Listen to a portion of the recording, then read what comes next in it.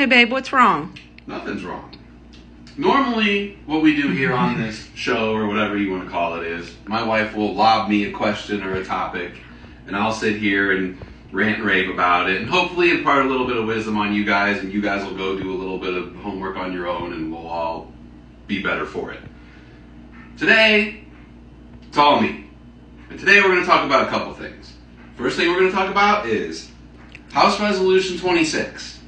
And the second thing we're going to talk about is Antifa. Oh, God. Stick with me. We're going to fold it all back together and tell you why it's important and how it's going to fuck you. So God. Let's go.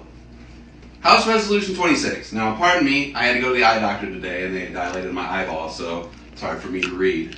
But and this is handwritten, so it's hard to read anyway. But all right, so what House Resolution says, House Resolution 26 says, this is going to go through the House at some point, and it will be voted on.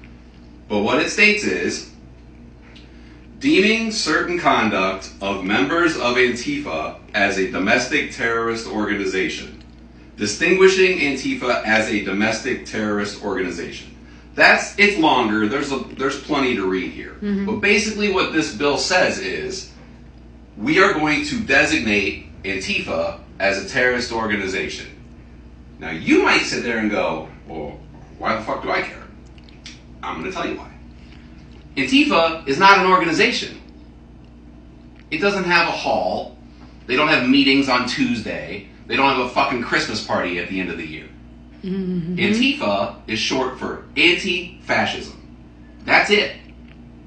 Antifa started back in the 30s as a anti-fascist movement against the fascist party in Italy under Mussolini. They literally called it the fascist party. And this was a movement against that. Then in 32 and 33, it spread to Germany to oppose, you guessed it, the Nazis. And they had a word for it that I cannot pronounce, so I will be kind to my German brothers and sisters and not try to pronounce it. But at that time, it was an organization, and it was used to fight fascism.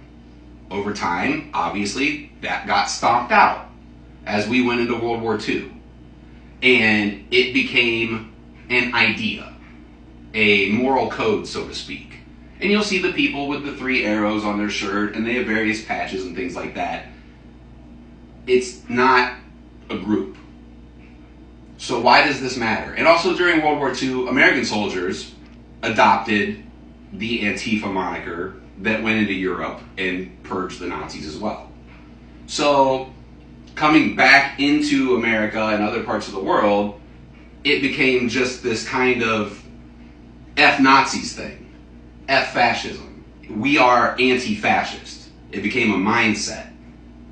So why does this all matter?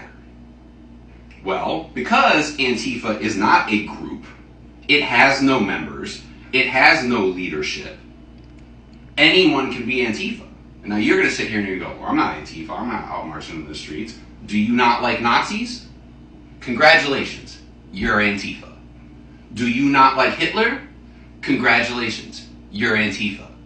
Do you not like the idea of cops walking up and down your streets beating the shit out of unarmed black kids? Congratulations, you're in Antifa. Most importantly, and where we meet back here today, do you not like Donald Trump and how he's running the country? Well, guess what? You're in Antifa. So what does that all mean?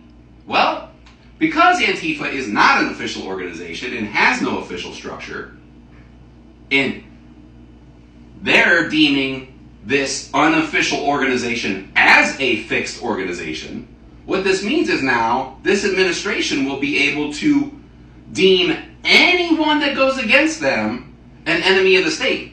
Not just an enemy of the state, a terrorist. Oh my God.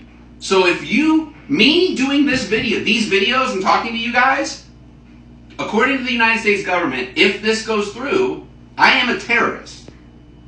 You, for watching this video and watching the video yesterday, are a terrorist. And there's a lot less rights you have when you get deemed a terrorist. Now, this bill probably won't go through right now, which takes us back to yesterday.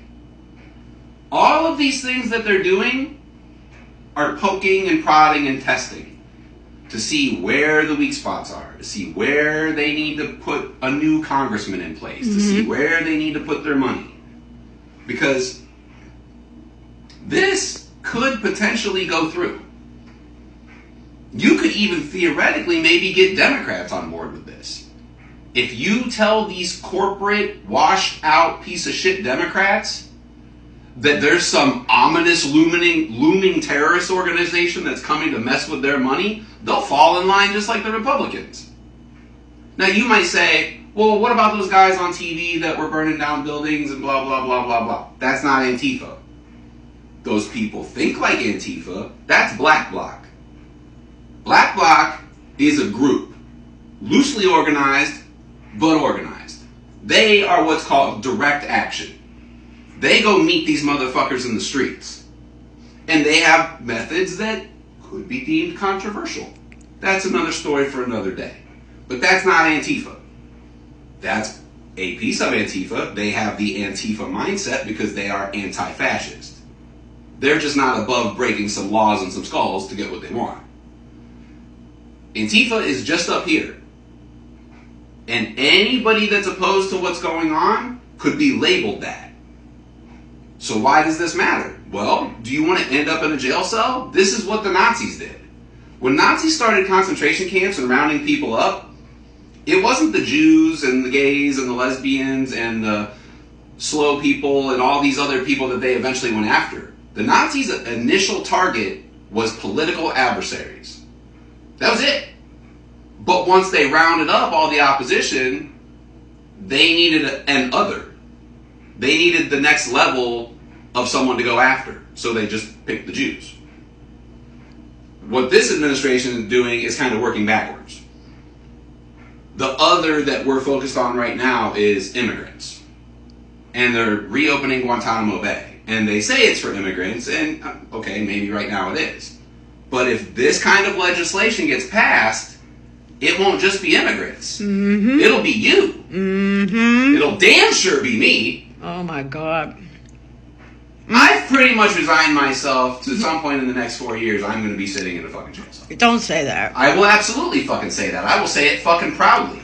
Because I'm not going to sit here and roll over and die while these assholes take over my fucking country. And I hope to fucking God that you guys will be right there with me. I know that's because right. there's more of us than there are of them. I know and that's right. Shit looks dark, and yeah, things don't look great, and I don't have the answers. But maybe as time goes on, I'll get some. Maybe you'll get some. That's why I'm doing this. Don't just listen to me stand up here and yell. Tell me.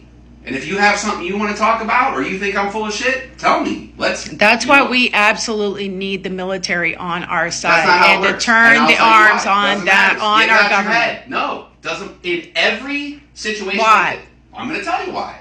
In every situation like this throughout history, every single one, 100% of them, the military fell in line. There's not one that they fought back. Some eventually splintered off and fought back, but the initial takeover was military-backed 100%. But we can change that now. You can't. We have more information than they did back then. You don't have any information today that you didn't have 6 months ago. And these motherfuckers rolled over and died and let Trump get back in office.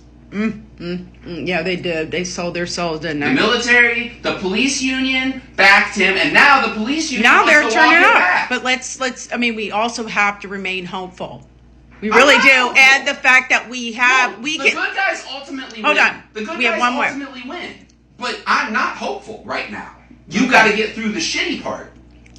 You got to get through the shitty part to get to the hopeful part. So right now, what everyone really needs to do is pull their heads out of their asses and come to reality.